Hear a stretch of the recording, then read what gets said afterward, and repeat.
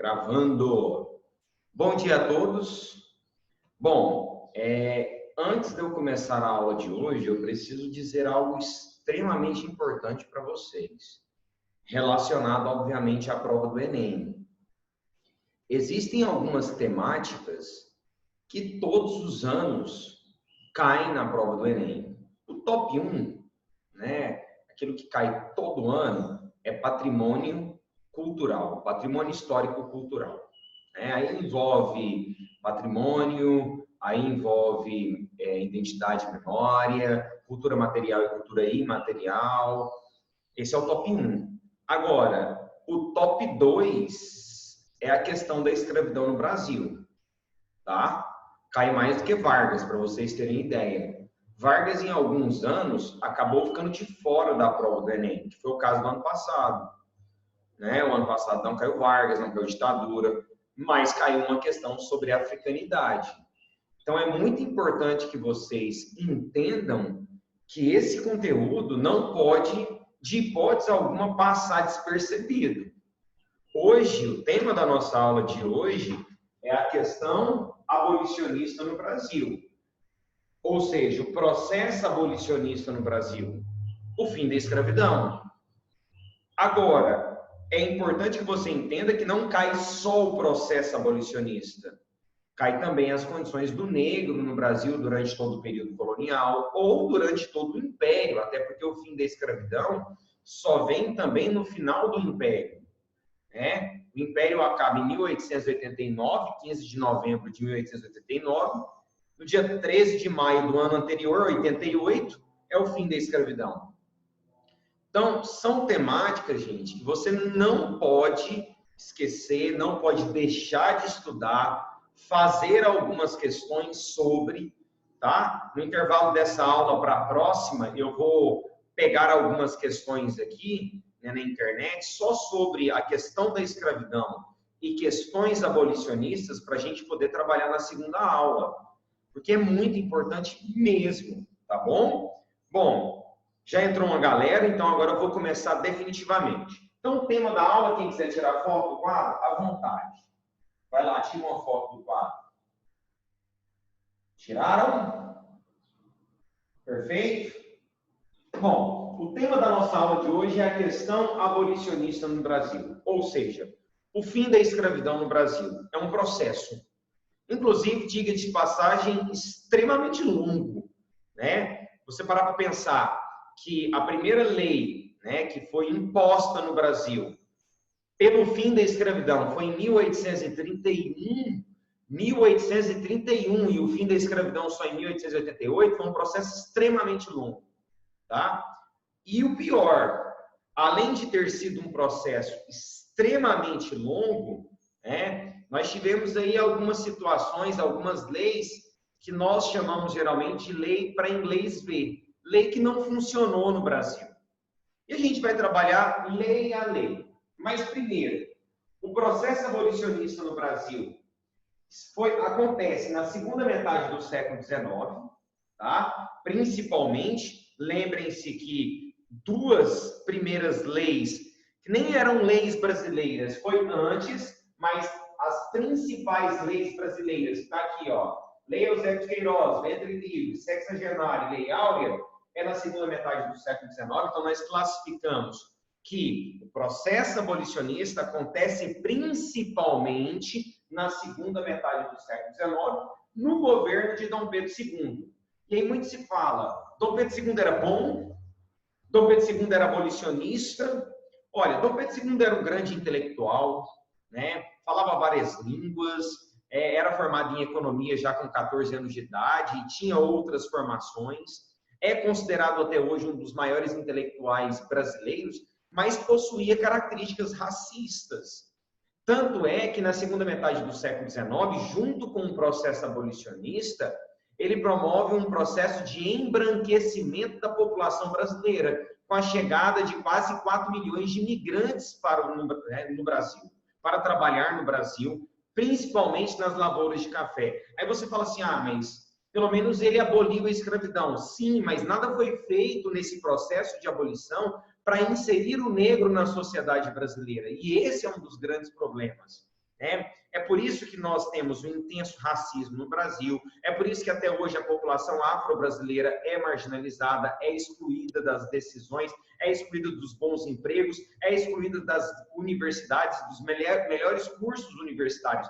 E por isso que foi necessário lá atrás a lei de cotas, para inserir essa população nas universidades e mudar as condições de vida da população negra no Brasil, que até hoje é aproximadamente 50% da população brasileira, população negra e afro-brasileira, ok? Bom, mas vamos lá.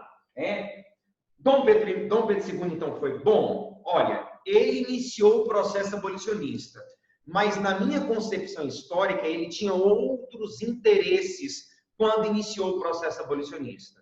Eram dois interesses. Primeiro, ele queria embranquecer a população brasileira, até porque, até o primeiro reinado, quase 70% da população era negra, e muitos deles eram escravos.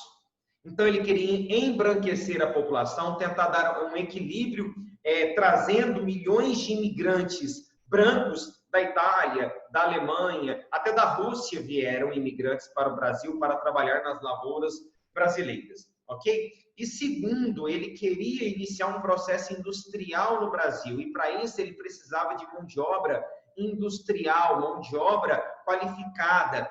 E aí ele vai trazer os imigrantes, porque os imigrantes já trabalhavam em fábricas, em indústrias na Europa, já tinham experiência para trabalhar também no Brasil, tanto que muitos imigrantes não trabalharam apenas nas lavouras, trabalharam também nas cidades, nas fábricas brasileiras, principalmente depois do primeiro surto industrial brasileiro.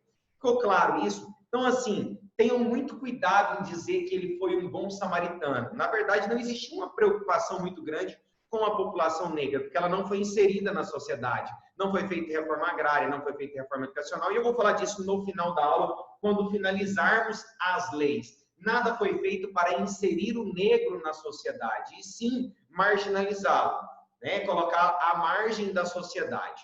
Agora, o processo abolicionista foi importante? Foi. Por quê? Porque ele determinou o fim da escravidão no Brasil. Mas vamos lá. O processo abolicionista no Brasil está associado à criação de algumas leis. Leis que nós chamamos, está aqui, ó, leis abolicionistas. Ok? Então, nós temos algumas leis. Algumas dessas leis foram criadas pelo governo brasileiro, pelo próprio Dom Pedro II, né? Ou pela sua filha, Princesa Isabel, e algumas leis foram criadas pela Inglaterra. Beleza. A maioria de vocês, eu tenho certeza absoluta, pode falar comigo nesse momento, a maioria de vocês não conhecia essa lei que eu coloquei de vermelho. Estou mentindo? Alguém conhecia a lei de 1831? Seja sincero, ó, a Sandy já disse que não. A maioria de vocês que estudam Bill Aberdeen, perfeito, né? Lei Eusébio de Queiroz, essa todo mundo conhece, até porque é a primeira lei brasileira, não é?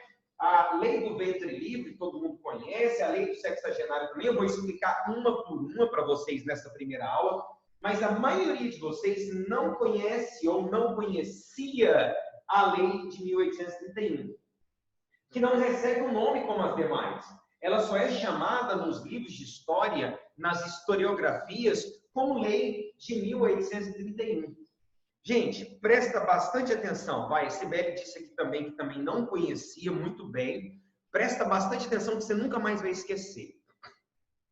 Após o reconhecimento da independência brasileira, a Inglaterra, que foi o último país, inclusive, a reconhecer a nossa independência, após a renovação do Tratado de Comércio e Navegação, a Inglaterra começou a pressionar o Brasil a acabar com a escravidão. Mas por quê, Calef? Por que a Inglaterra queria tanto o fim da escravidão no Brasil? Vale lembrar que a Inglaterra estava passando por um processo industrial, né? A Inglaterra já estava vivendo aqui a sua segunda revolução industrial, e a Inglaterra, gente, ela tinha um ponto fraco nesse processo industrial. Ela tinha as melhores máquinas, ela tinha experiência, ela tinha o melhor tecido do mundo, mas ela tinha um pequeno tendão de Aquiles, um pequeno ponto fraco. Qual era o ponto fraco da Inglaterra? Ela dependia exageradamente da exportação. Aí você vai me falar assim, ó, Calef, isso é bom, Quando você exporta mais do que importa, nós estamos falando aí de balança comercial favorável. É sempre melhor exportar mais do que importar. Beleza, se você tiver mercado consumidor para toda a sua produção. Porque se você não tiver mercado consumidor para toda a sua produção, o que você começa a fazer?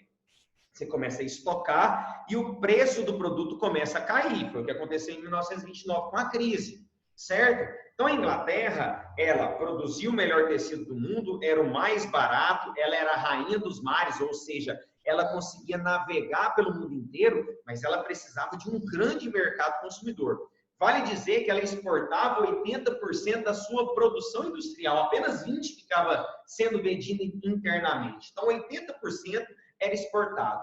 Para isso, a Inglaterra precisava de muito mercado consumidor. O que ela começa a fazer? Ela começa a pressionar o Brasil, não só o Brasil, mas os países americanos, a acabar com a escravidão, a abolir a escravidão. Porque o negro, o escravo especificamente, ele não tem salário. E se ele não tem salário, ele não é mercado consumidor, ele não compra produtos, certo? Então, a Inglaterra queria que a mão de obra fosse assalariada, não importa a etnia, se era afro-brasileiro, se eram africanos, se eram europeus, se eram imigrantes.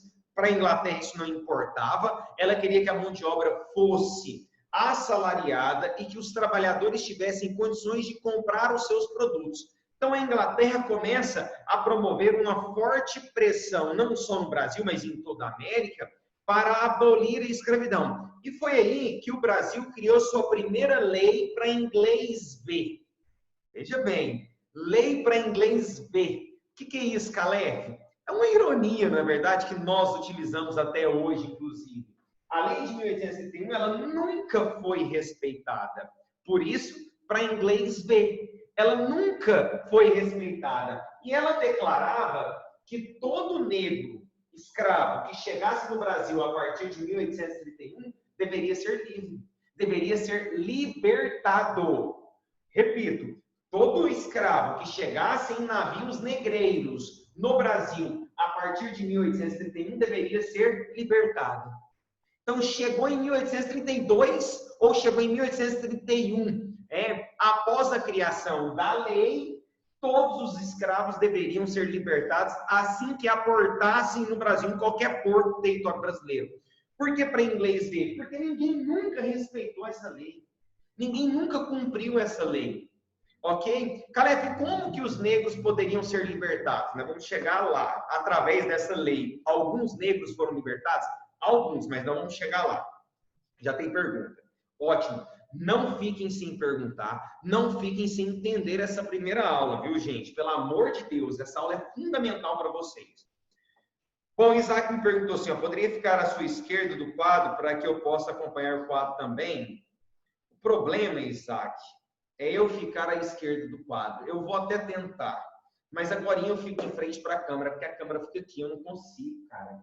Eu vou fazer o seguinte, tira uma foto, todo mundo, é porque uma galera entrou agora, tira uma foto, aí você coloca a foto assim no seu celular do lado, a não ser que você esteja assistindo pelo celular. E aí você vai acompanhando. Vai lá, tira uma foto. Beleza? Isaac, eu vou te prometer o seguinte, eu vou ficar saindo aos poucos. Eu não consigo, porque eu preciso olhar para a câmera, eu não sei porquê, mas é difícil. Mas eu vou sair aos poucos, para você ir acompanhando, beleza? Então, primeira lei abolicionista, criada no Brasil pelo governo brasileiro, ok? Criada no Brasil pelo governo brasileiro, mas sofrendo pressões da Inglaterra. A lei de 1831 declarava, então, que todo escravo que chegasse no Brasil a partir dessa data, a partir dessa lei, deveria ser libertado. Aí você fala assim, galera, mas ninguém foi libertado. Vem cá. Quem já ouviu falar nesse cara aqui, ó? Seja sincero.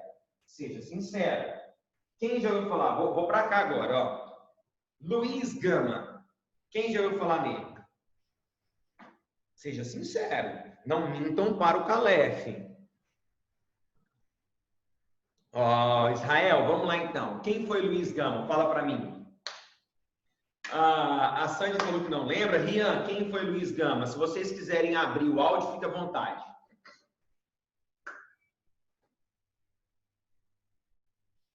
Escritor abolicionista. O que mais? Perfeito, é isso mesmo. O que mais? Ele foi escritor mesmo. Jornalista, escritor, negro, se considerava filho de Luísa Manin, ou Manin, né? Que na verdade não se sabe se ela de fato existiu, seria uma das possíveis líderes da Revolta dos Malês, mas há um questionamento muito grande. Ontem, inclusive, eu finalizei a leitura de um livro que fala sobre a Revolta dos Malês, a resistência escrava no Brasil, uma análise sobre a Revolta dos Malês de um historiador chamado João José Reis, onde ele diz o seguinte: não há provas documentais da existência dela, inclusive ela desaparece em 1838, né?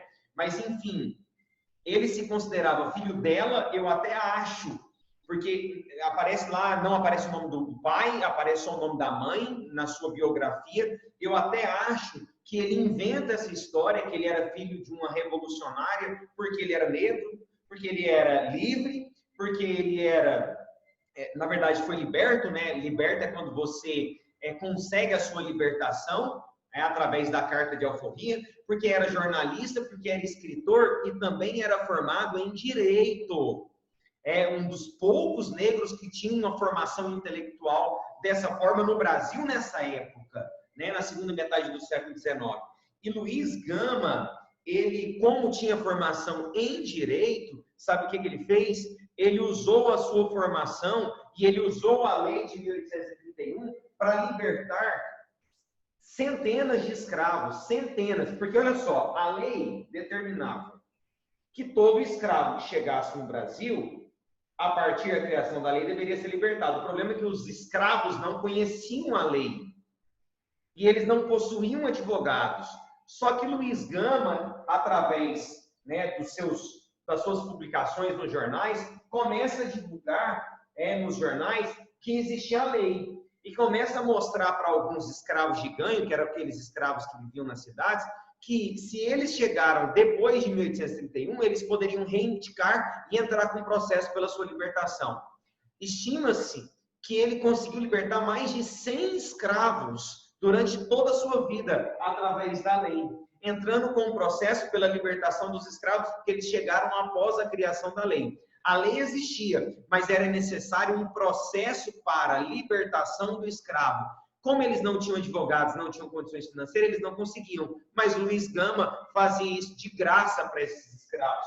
Por isso, ele é considerado o patrono do abolicionismo brasileiro, um dos primeiros homens a lutar pelo movimento abolicionista brasileiro. Até porque sua origem era negra. Fantástico. Luiz Gama era fantástico. Jornalista, advogado, patrono do abolicionismo brasileiro, lutou contra a escravidão utilizando a lei de 1831. Perfeito? Perfeito? Alguém tem alguma dúvida sobre a lei ou sobre Luiz Gama? Calef, e a Luísa Manin que você citou aí? Gente, durante essa semana eu li muitos livros e artigos, muitas bibliografias à procura, né, da existência da Luísa Manin.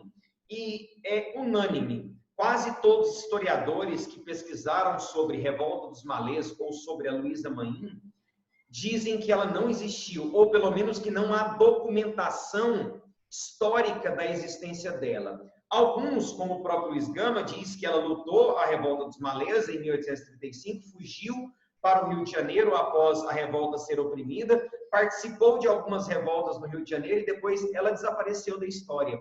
Acredita-se que ela pode ter ido para o Maranhão, onde viveu o resto da sua vida, mas ninguém sabe exatamente. Por isso que eu acredito que é uma ficção a história dela e que pode ter sido escrita justamente pelo Luiz Gama, né? Que de repente, querendo mostrar uma imagem revolucionária, criou a imagem dela e colocou ela como sua própria mãe para que ela então supostamente existisse, né? Muito complexo essa situação.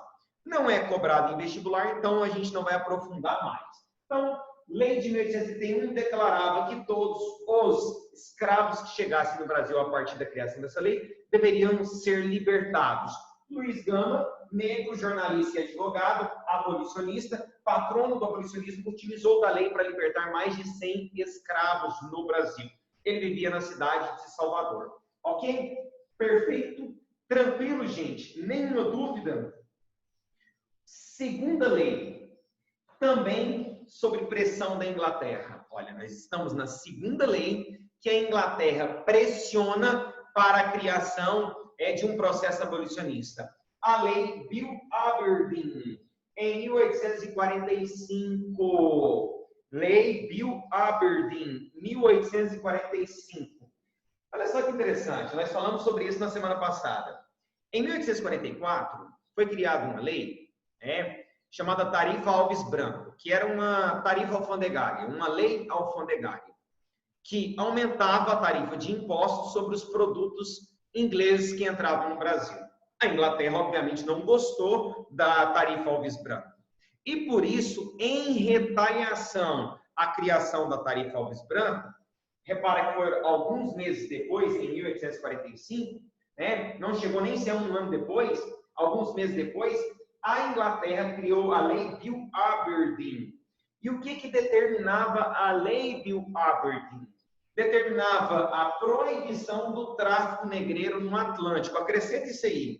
A proibição do tráfico negreiro no Atlântico. Não é só no Brasil, é no Atlântico. Mas vai prejudicar especialmente o Brasil, entre aspas, né? Ficou até um pouco racista, prejudicar.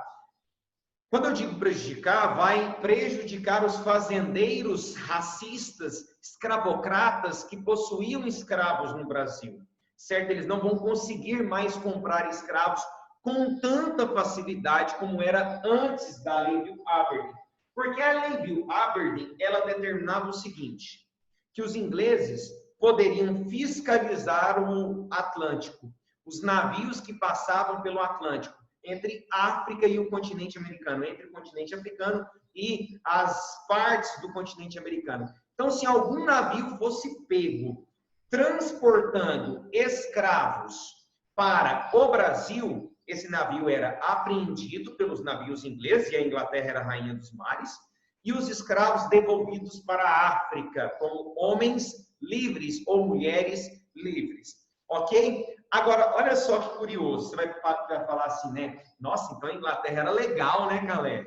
Nossa, a Inglaterra se preocupava com os negros, né, galera? Na verdade, não. Tanto que a lei permitia à Inglaterra de atacar o navio caso ele tentasse fugir. Ou seja, os negros que estavam no porão do navio morreriam com os ataques.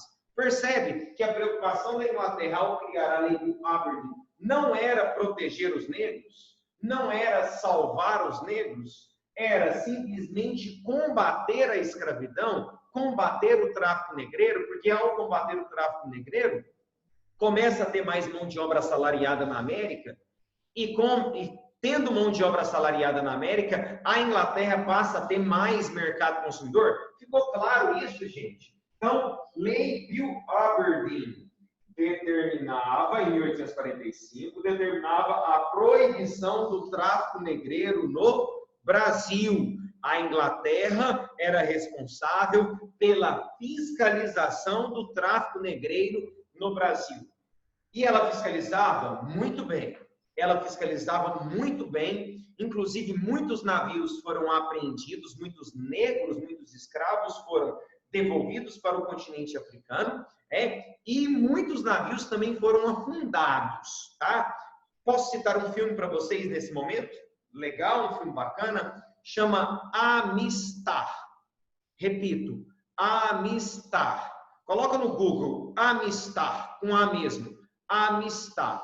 Cara, esse filme fala de um navio negreiro que chega nos Estados Unidos, e aí ele é apreendido e os negros ficam presos. E começa um processo de libertação desses negros. O filme é fantástico, é baseado numa história real, ele é maravilhoso e ele vai mostrar isso aqui para vocês. Ó. O quanto a Inglaterra vai fiscalizar, o quanto a Inglaterra vai realmente combater a escravidão. Não se preocupando com os negros, mas sim se preocupando com o aumento do mercado consumidor e com o aumento da mão de obra assalariada. Perfeito? Então, Bill Aberdeen, Lei Bill Aberdeen, Proibição e fiscalização do tráfico negreiro do Atlântico. A Inglaterra fiscalizava e apreendia alguns navios. Ok. A gente tem que dar uma pausa aqui. Quais as consequências disso? Querem falar comigo? Pode falar. Quais as consequências da criação da Lei Bill Aberdeen? Quais as consequências da criação dessa lei? Pode tentar interpretar. O que você vê como possível consequência da criação da Lei Bill Aberdeen? Essa aqui, poucos escravos, a lei de 1871, poucos escravos foram de fato libertados. Mas a Lei Bill Aberdeen, ela promove algumas mudanças, algumas rupturas, algumas transformações. Quais? O tráfico aumenta? Na verdade, aumenta a fiscalização. A partir de 1850, você vai perceber que vai ter uma queda. Se você pesquisar, deixa eu ver aqui, Aguimar. Se você pesquisar, Aguimar, a partir de 1850 tem uma queda, porque assim, em 1845 a lei foi criada. Em 1845 começou a fiscalização. Em 1846 há uma queda já no tráfico. Então, na verdade, é o contrário. Nós temos uma queda no tráfico. Por quê? Porque há uma fiscalização mais forte. Agora, a Ani falou uma coisa fantástica. Aumento do valor dos escravos. O escravo que já era caro fica ainda mais caro. Então, nós temos um aumento no valor dos escravos. A Sandy também disse a mesma coisa, um aumento no valor dos escravos. Uma maior, entre aspas, valorização sobre eles. Vamos continuar? O aumento do valor dos escravos. É melhor. Soa menos preconceituoso. E eu, a todo momento, gente, fico tomando cuidado para não ter discurso aqui preconceituoso em relação a isso. Não é minha intenção em momento algum, que fique bem claro isso, mas às vezes, a nossa fala, o nosso discurso, ele pode ter esse cunho, certo? Então, vamos ficar no aumento do valor dos escravos. Pontos clandestinos de tráfico de escravos. Perfeito. Aguimar, agora você arrasou. E eu quero dar um exemplo. Eu quero dar um exemplo muito importante. Tá? Alguém já foi em Porto de Galinhas? Pode falar comigo. Alguém já foi em Porto de Galinhas? Algum de vocês já foi em Porto de Galinhas? Não? Eu fui uma vez. Inclusive, quando eu cheguei, Israel falou que já foi. Israel, você fez o passeio histórico em Porto de Galinhas? Sabe o que é mais engraçado? As praias de Porto de Galinhas são lindíssimas, são belíssimas. Eu acho que no Pernambuco não há praias mais bonitas do que Porto de Galinhas, Recife, não, de jeito nenhum. E aí ninguém faz o passeio histórico, cara. Olha aí, mais famoso local de desembarque de escravos. Uai, Isaac, não, hein? Você está errado. Não era Galinhas que desembarcava, não, Isaac? Não era Galinhas, não? Não era não, Isaac? Uai, não era não? Não era não? Você que era, ué. Cara, e não era galinha, viu?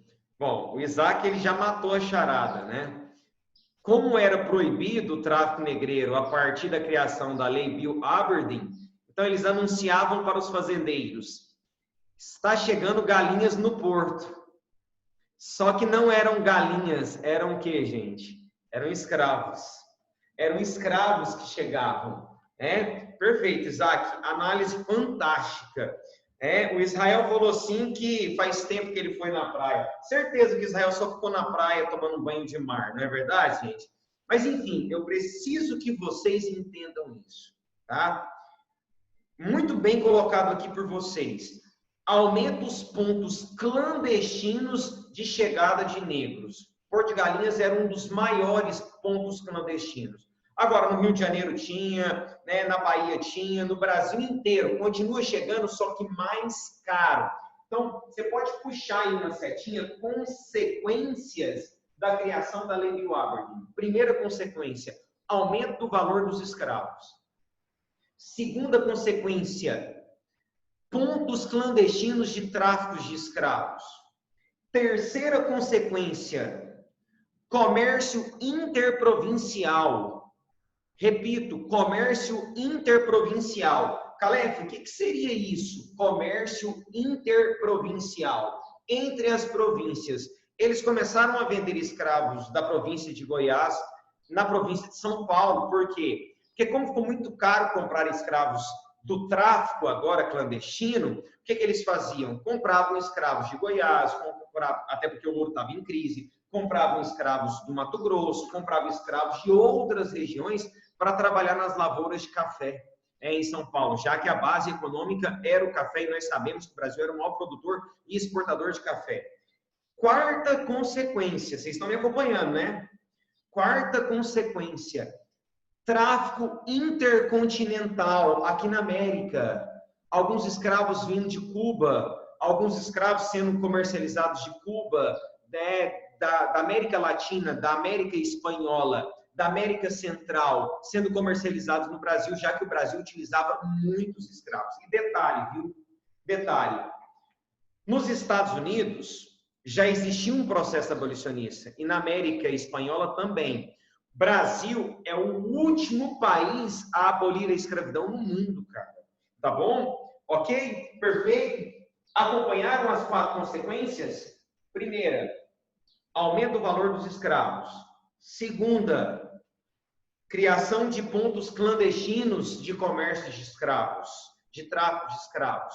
Terceiro, comércio interprovinciais, de províncias do interior, para São Paulo, para Minas e para o Rio de Janeiro, certo? E quarto, comércio intercontinental, ou seja, entre o continente americano, vindo de outras colônias espanholas, ok? Perfeito? Calef, se fosse intercontinental, na América era permitido? Na América era, não poderia vir da África, esses deveriam ser devolvidos na África, caso fossem apreendidos, e se chegassem no Brasil, deveriam ser libertados pela lei de 1831. Só que essa lei nós sabemos que era para inglês ver, não é? Calef, por que a Inglaterra continuava pressionando? Porque ela precisava cada vez mais de mercado consumidor. Na segunda Revolução Industrial, a Inglaterra passou a ter muita concorrência na Europa. Por quê?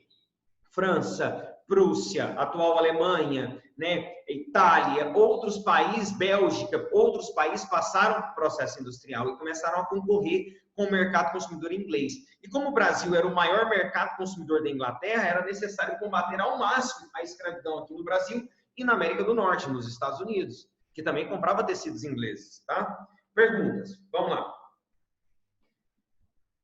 Mas durante todas essas leis que foram implantadas, os índios que aqui estavam sofriam com a escravidão, até a Lei Áurea, olha, a escravidão indígena do Brasil sempre, aliás, sempre não, exagero.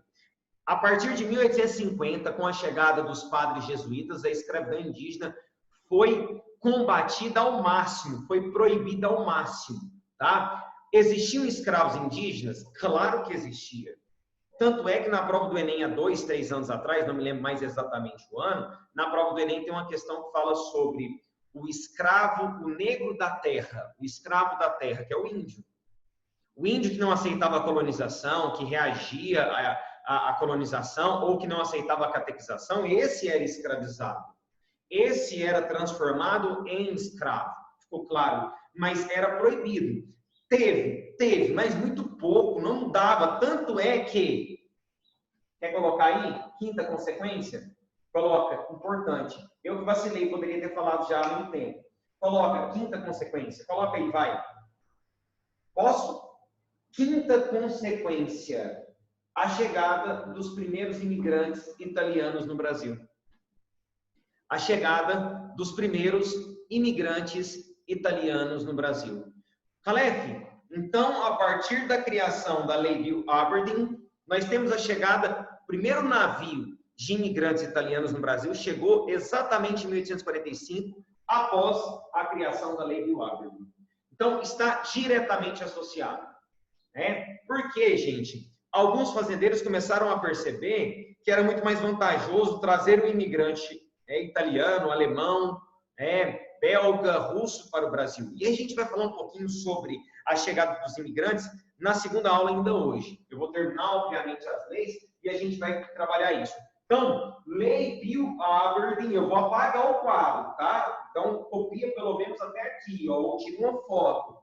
Lei Bill Aberdeen, criada pela Inglaterra, é importante que você coloque aí, em 1845, proibindo o tráfico negreiro no Atlântico e fiscalizando esse tráfico no Atlântico, combatendo esse tráfico no Atlântico. A Inglaterra que tinha como interesse aumentar o seu mercado consumidor. Consequências: nós temos aumento do preço do escravo, nós temos comércio interprovincial, comércio intercontinental, novos pontos de comércio clandestino de escravos e a chegada dos primeiros imigrantes italianos, alemães, belgas, russos no Brasil. E aí é onde Dom Pedro II passa a ter uma importância significativa, porque ele acaba fazendo o quê, gente? Promovendo um processo de embranquecimento da população brasileira. Pergunta, vamos lá, que tem uma aqui boa. Deixa eu ver aqui. Aqui. Professor, durante esse período, o Brasil pode ser considerado o país mais escravocrata do mundo? Olha, você pode dizer que o Brasil foi o país que mais teve escravos no mundo? Brasil e Estados Unidos. Brasil e Estados Unidos, tá? Você pode dizer que nessa época, segunda metade do século XIX, os Estados Unidos já estava, né, no seu processo abolicionista, tanto que o fim da escravidão nos Estados Unidos é em 1863, né? Quando o presidente Abraham Lincoln criou a emenda 3 e o Brasil continuava tendo escravos, ok? O Brasil continuava tendo escravos até 13 de maio de 1888. Show de bola? Na próxima aula hoje eu vou apagar daqui para cima e vou começar daqui para baixo, perfeito? Da Lei Eusébio de Queiroz, perfeito? Show de bola? Beijos, até agorinha, vai cair a aula, ok?